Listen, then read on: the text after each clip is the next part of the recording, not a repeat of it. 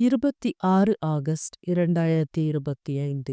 பொதுக்காலம் 21ஆம் வார செவ்வாய்க்கிழமை. முதல் வாசகம்.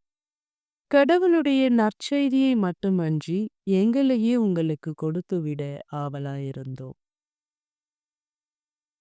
திருத்தூதர் பவுல் தெசலோனிக்கேயருக்கு எழுதிய முதல் திருமுகத்திலிருந்து வாசகம். அதிகாரம் 2, இறைவார்த்தைகள் 1-8 முடிய. சகோதர சகோதரிகளே, நாங்கள் உங்களிடம் வந்த நோக்கம் வீணாகவில்லை என்பது உங்களுக்கே தெரியும். உங்களிடம் வரும் முன்பே பிலிப்பு நகரில் நாங்கள் துன்புற்றோம், இழிவாக நடத்தப்பட்டோம் என்பது உங்களுக்கு தெரியும்.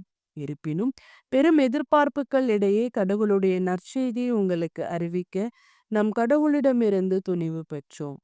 எங்கள் அறிவுரைகள் தவற்றையோ கெட்ட எண்ணத்தையோ வஞ்சகத்தையோ அடிப்படையாக கொண்டவை அல்ல.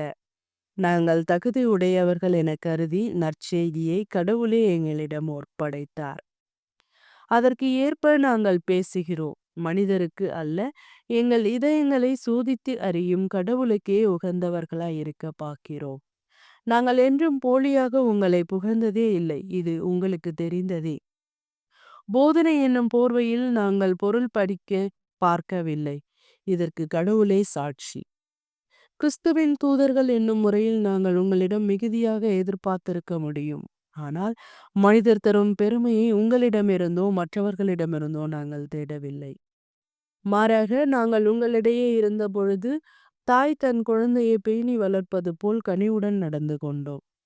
இவ்வாறு உங்கள் மீது ஏக்கம் உள்ளவர்களாய் கடவுளுடைய நற்செய்தியை மட்டுமன்றி எங்களையே உங்களுக்கு கொடுத்துவிட ஆவலாயிருந்தோம். ஏனெனில் நீங்கள் எங்கள் அன்புக்குரியவர்கள் ஆகிவிட்டீர்கள். ஆண்டவரின் அருள்வாக்கு. இறைவா உமக்கு நன்றி. நற்செய்தி வாசகம். நீதி, இரக்கம், நம்பிக்கை ஆகியவற்றை கண்டிப்பாய் கடைபிடிக்க வேண்டும். மத்தேயு எழுதிய தூய நற்செய்தியிலிருந்து வாசகம். அதிகாரம் 23, இறைவார்த்தைகள் 23-26 முடிய.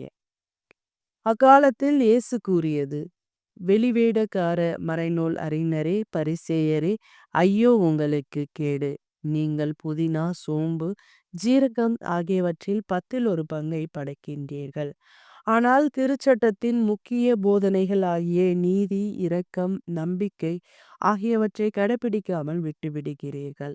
இவற்றை கண்டிப்பாய் கடைபிடிக்க வேண்டும், அவற்றையும் விட்டுவிடக்கூடாது. குருட்டு வழிகாட்டிகளே, நீங்கள் பருகும் பொழுது கொசுவை வடிகட்டி அகற்றுகின்றீர்கள், ஆனால் ஒட்டகத்தையே விழுங்கி விடுகிறீர்கள். வெளிவேடக்கார மறைநூல் அறிஞரே, பரிசேயரே, ஐயோ உங்களுக்கு கேடு! ஏனெனில் நீங்கள் கிண்ணத்தையும் தட்டையும் வெளிப்புறத்தில் தூய்மையாக்குகிறீர்கள், ஆனால் அவற்றின் உட்புறத்தையோ கொள்ளை பொருள்களாலும் தன்னல விரும்புகளாலும் நிரப்புகின்றீர்கள். குருட்டு பரிசேயரே, முதலில் கிண்ணத்தின் உட்புறத்தை தூய்மையாக்குங்கள், அப்பொழுது அதன் வெளிப்புறமும் தூய்மையாகும். ஆண்டவரின் அருள்வாக்கு. கிறிஸ்துவே உமக்கு புகழ்.